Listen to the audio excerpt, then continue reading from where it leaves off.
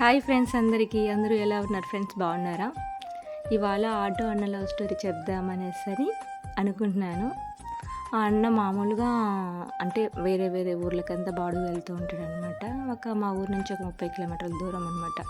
అక్కడికి బాడుగు వెళ్ళాడు. అక్కడ ఒక అమ్మాయిని చూసినాడనమాట. ఆ అమ్మాయి బాగా నచ్చిందనేసి మళ్ళీ ఇంకా అప్పుడప్పుడు మామూలుగా వెళ్తూ ఉన్నాడంట. వెళ్తూ ఉండి ఎలాగో ఒకలాగా అమ్మాయికి ప్రపోజ్ చేసి అమ్మాయి కూడా ఇష్టపడింది. ఇద్దరు ఇష్టపడి ఒకరికొకరు ఇష్టపడినారనమాట. కాకపోతే ఇంట్లో పెద్దవాళ్ళు ఒప్పుకోలేదు. పెద్దవాళ్ళు ఒప్పుకోకపోతే ఇంకేం చేస్తారు, తెలిసిందే కదా.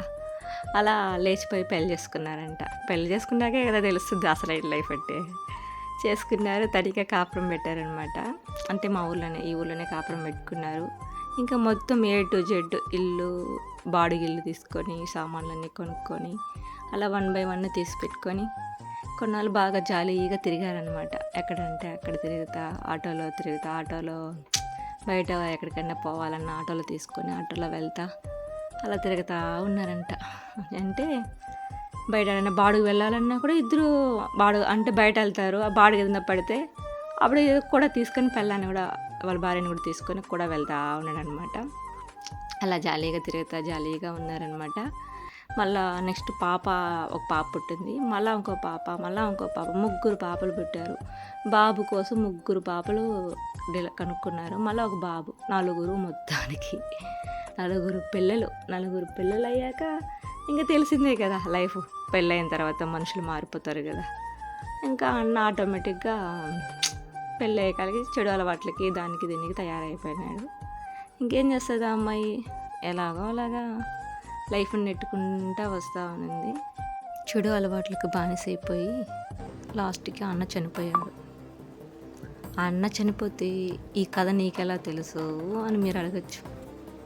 ఈ స్టోరీ అంతా చెప్పింది ఎవరో తెలుసా? ఆ అన్న భార్య. ఒకరోజు అనుకోకుండా నా ఆటో ఎక్కిన తర్వాత నా పక్కన కూర్చునింది. నేను బాడుగులు ఎక్కించుకుంటా తిప్పుకుంటా కొంచెంపే ఒక బాడుగు పోతుంది అనేసి రిక్వెస్ట్ చేసుకొని ఆ అమ్మాయి నా పక్కన కూర్చొని వేరే వాళ్ళని ఎక్కించుకొని తిప్పుతూ ఉన్నాను అనమాట. కానీ ఆ అమ్మాయి అలా పక్కన కూర్చొని ఆటోమేటిక్గా తన బాధ చెప్పిందనమాట. ఇలాగంతా నేను తిరుగుతూ ఉన్నాను, ఇదే మరి చెప్పి నన్ను తిప్పిస్తూ ఉన్నాడు, ఇంకో బాడుగు అంటూ. అప్పుడు తన స్టోరీ అంతా చెప్పుకొచ్చింది. ఇలా మా ఊరికి వచ్చినాడు, ఇలా అంతా అడుగుడుకు వస్తూ ఉన్నాడు, ఇలా ప్రపోజ్ చేసినాడు, ఇలా అంతా తిరిగినాము, ఇంకా మా అమ్మ మాట కాదనేసి వచ్చేసాము, ఇలాగంతా బతికాము అనేసి అని ఆ అమ్మాయి అన్నీ చెప్పుకుంటూ కళ్ళల్లో నీళ్ళు పెట్టుకునింది.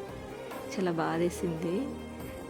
ఇంకా ఆ అమ్మాయి దిగే స్టాపింగ్ వచ్చేసాక నేను మళ్ళీ ఇంకా కళ్ళల్లో నీళ్ళు పెట్టుకుంటుందని చెప్పానమాట. సరే ఇంకా కొంచెం కూర్చో, నేను తిప్పిస్తాను, రౌండ్లు వేపిస్తాను అన్నలాగా అనేసి చెప్పాను. కానీ స్మైల్ ఇస్తూ నవ్వుకుంటూ ఏం పర్లేదులే అనేసి చెప్పేసి వెళ్ళిపోయింది. లైఫ్ అంటే ఏంట్రా అనేది ఆ అమ్మాయి చెప్పిన స్టోరీ నాకు చాలా బాధేసింది. నాకు చాలామంది మగవాళ్ళకి తెలియదు, వాళ్ళకేం హ్యాపీగా తాగుతారు, ఎంజాయ్ చేస్తారు, వాళ్ళ లైఫ్ వాళ్ళు చూసుకొని వెళ్ళిపోతారు.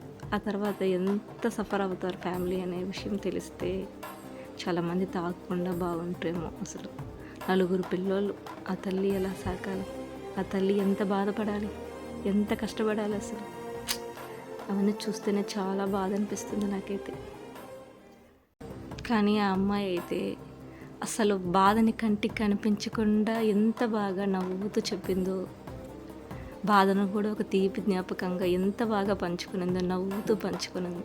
కానీ మొహంలో చూపించకుండా బాధని కళల్లో మాత్రం ఎంత బాగా లైట్గా ఏడుస్తూ ఎంత బాగా వెళ్ళిపోయిందో. కానీ నాకు ఇంకా కూడా ఇప్పటికి కూడా గుర్తుంది. చాలా బాధ అనిపించింది. ఏం చేయగలుగుతాం, వినడం తప్పితే మనం ఏం చేయలేం, మన చేతుల్లో ఏది ఉండదు కదా. Okay friends, bye. అలాగే నా ఛానల్ని సబ్స్క్రైబ్ చేసుకోవడం మాత్రం మర్చిపోకండి ఫ్రెండ్స్. Okay, bye.